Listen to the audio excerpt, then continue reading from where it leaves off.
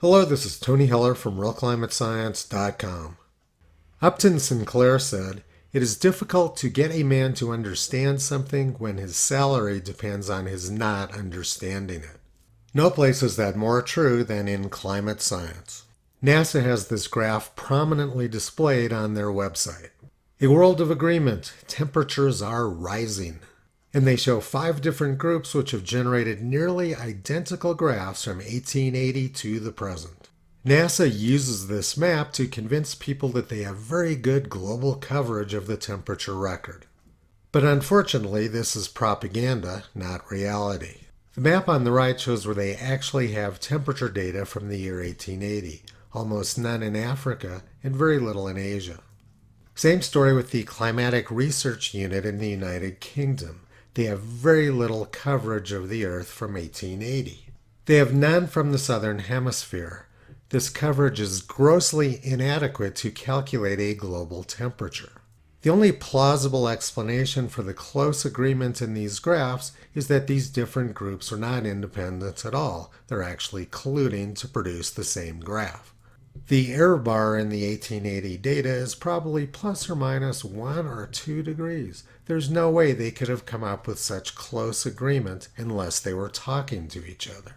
This graph is not evidence of global warming, rather it's evidence of widespread fraud. And essentially all of academic climate science depends on the accuracy of this fake graph.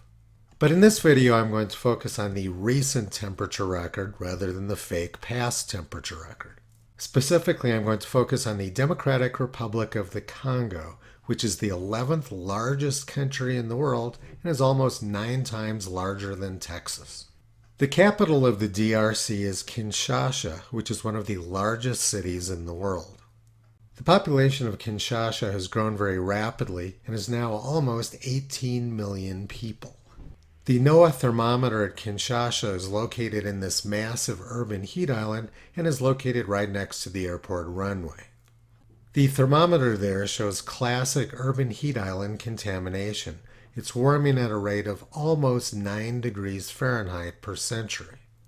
In their adjusted data, NOAA reduces the heating slightly from 9 degrees per century to about 7 degrees per century, but it's still suffering massive urban heat island effects. Now I'm going to show you how this urban heat island at Kinshasa corrupts the entire DRC temperature record.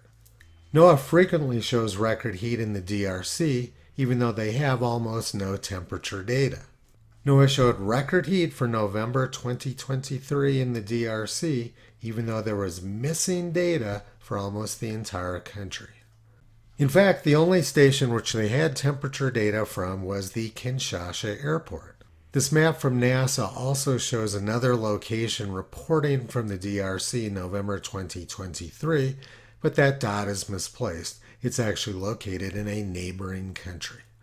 The only temperature data they had from November 2023 in this huge country, 9 times the size of Texas, was from the Kinshasa airport. That station has 2 huge problems. One is that it's located on the very edge of the country. The other problem is that the data from that location is meaningless climatologically. The temperature they're reporting is almost entirely due to local urban heat island effects, and their adjustment for UHI is farcically small. The real UHI effect is much larger.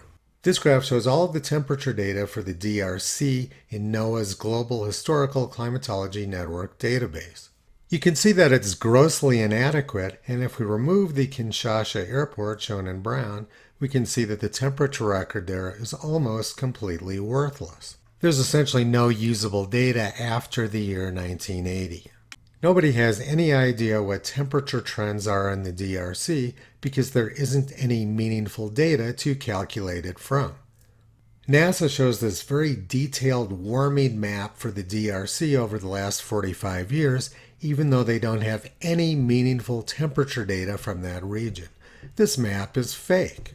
It's taken less than 5 minutes to show you that these 5 graphs are fake at both ends, and most of academic climate science assumes the accuracy of this graph.